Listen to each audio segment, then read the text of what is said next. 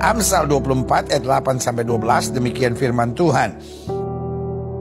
Siapa selalu merencanakan kejahatan akan disebut penipu. Jadi saudara yang kasih dalam Tuhan, orang boleh berlaku jahat pada kita. Orang boleh mengkhianati kita. Orang boleh berlaku curang pada kita. Tapi kita tidak boleh merancangkan kejahatan. Kenapa? Karena kita tahu orang mau mengkhianati kita, orang mau mencurangi kita, orang mau menjahati kita. Allah turut bekerja dalam segala perkara untuk mendatangkan kebaikan. Manusia boleh mereka-rekakan yang jahat, Allah mereka-rekakan untuk kebaikan. Karena itu tugas kita bukan bagaimana membalas yang jahat dengan yang jahat. Tugas kita bukan bagaimana melampiaskan sakit hati dan kekecewaan kita. Tapi tugas kita bagaimana bertahan. Bagaimana tetap hidup benar. Bagaimana tetap menyenangkan hati Tuhan. Pokoknya apapun yang terjadi kita tidak merancangkan kejahatan. Kita tidak membalas yang jahat dengan yang jahat. Karena intinya dalam hidup ini kita mau tetap bertahan dan melakukan yang berkenan kepada Tuhan. Haleluya. Ayat 9 bilang, memikirkan kebodohan mendatangkan dosa. Jadi kalau kita pikir hal-hal yang bodoh, misalnya kita ada masalah, aduh Tuhan istri saya nggak mau ngerti saya, mungkin ada wanita lain, ini nih. Alkitab bilang memikirkan kebodohan merancangkan dosa. Suami saya nggak ngerti saya, udah kalau gitu saya mau cerai aja. Ya kan, aduh gimana ya Tuhan, saya masih muda, saya cari pasangan teman sehidup yang seiman belum dapat, lalu saya sekarang dapat yang tidak seiman tapi dia baik, mungkin dia tidak seagama tapi dia sevisi. Wah, ini udah mulai ngaco saudara-saudara.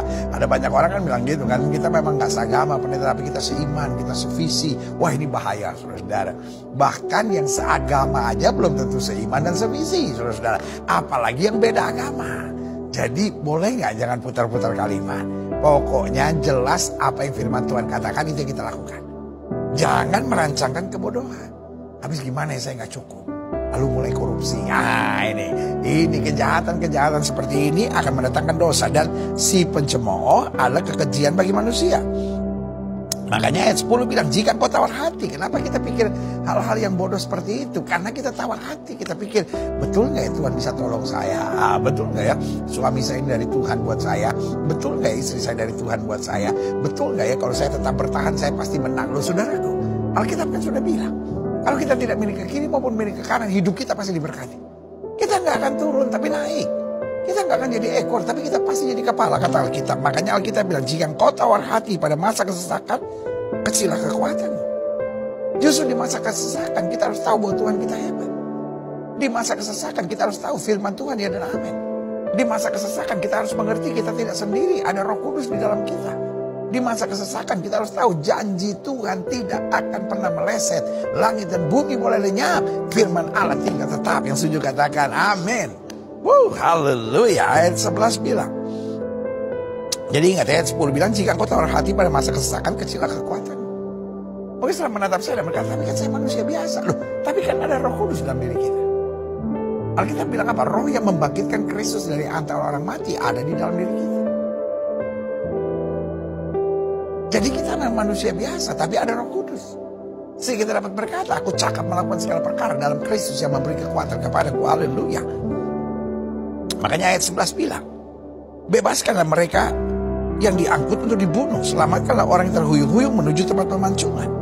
Jadi artinya gini, orang-orang yang dijahatin, orang-orang yang dicurangi, orang yang dikhianati, ada aja jalan Tuhan. Ada saja selalu jalan Tuhan buat saya, imani. Sehingga kita gak gampang menyerah, kita gak gampang putus asa, kita gak gampang kecewa. Tapi kita tetap bernyala-nyala melayani Tuhan dan melakukan yang baik dalam hidup ini. Haleluya. 12. Kalau engkau berkata, sungguh kami tidak tahu hal itu. Apakah dia yang menguji hati tidak tahu yang sebenarnya? Apakah dia yang menjaga jiwamu tidak mengetahuinya? Dan membalas manusia menurut perbuatannya. Jadi saudaraku yang kasih dalam Tuhan, jika engkau berkata, sungguh kami tidak tahu, kami gak kuat, kami gak sanggup. Emangnya Maha Kuasa gak ngerti? Karena jangan ngomong sembarangan. Anak Tuhan jangan sebentar-bentar ngeluh, waduh Tuhan kok begini, waduh Tuhan kok saya udah gak sanggup, waduh Tuhan saya gak kuat. Loh, kita kan punya Tuhan yang hebat. Kalimat kita harus berkata, Tuhan pokoknya saya percaya. Saya percaya Tuhan tolong, saya percaya Tuhan bela, saya percaya Tuhan sembuhkan, saya percaya Tuhan pulihkan, saya percaya perkara-perkara dahsyat dan luar biasa Tuhan kerjakan buat saya. Haleluya. Wow. Anak Tuhan jangan apa-apa berkata, Tuhan kapan nih Tuhan tolong. Tuhan saya udah gak sanggup lagi nih Tuhan. Tuhan saya udah gak kuat lagi. Pokoknya anak Tuhan bilang saya percaya. Dan Alkitab bilang sesuai dengan imanmu jadi padamu. Haleluya. Nah, dalam pendahuluan saya tekankan begini, bahwa pada dasarnya anak Tuhan perlu kuat. Jadi jangan jadi anak Tuhan yang cengeng. Tuhan, pokoknya Tuhan semuanya Tuhan beresin. Loh, Tuhan pasti beresin. Tapi Tuhan gak didik kita manja. Tuhan latih kita jadi tentara-tentara Allah yang luar biasa. Haleluya. Pertanyaannya, mengapa kita perlu kuat? Satu, karena hanya orang kuat yang bisa setia. Sekedar cinta Yesus. Kalau nggak kuat di tengah badai, di tengah angin ribut, di tengah masa-masa yang sukar, di tengah bujuk rayu dan tekanan intimidasi iblis, ujung-ujungnya kita berkata, saya sih mau setia, saya sih mau pertahankan rumah tangga, saya sih mau hidup suci, saya sih nggak mau lakukan hubungan seks sebelum nikah. Tapi gimana ya? Saya nggak kuat. Akhirnya ini ya.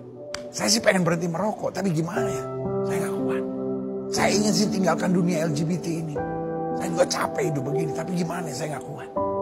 Saya ingin juga berhenti gitu lakukan hubungan seks sebelum nikah, tapi gimana ya? Saya nggak kuat. Nah itu dia. Tapi saya mau bilang sama saudara, hanya orang kuat yang bisa setia. Kalau kita tahu Tuhan di dalam kita, kalau kita tahu kuasa Tuhan menyertai kita, kalau kita tahu firman Tuhan memampukan kita, kalau kita tahu pasukan malaikat di sorga membimbing kita, saudaraku yang kasih dalam Tuhan, orang-orang yang kuat akan setia. Air mata boleh mengalir, langkah kita boleh goyah, tapi pandangan mata kita lurus ke depan dan percaya Tuhan yang pegang tangan saya mampu mengatasi segala perkara dalam kasih-Nya. Haleluya. Yang kedua, jadi ingat ya, kenapa kita harus kuat? Karena hanya orang kuat yang bisa setia. Yang kedua, kenapa kita harus kuat? Karena hanya orang kuat yang bisa menjadi pelaku firman. Emang gampang? Enggak gampang.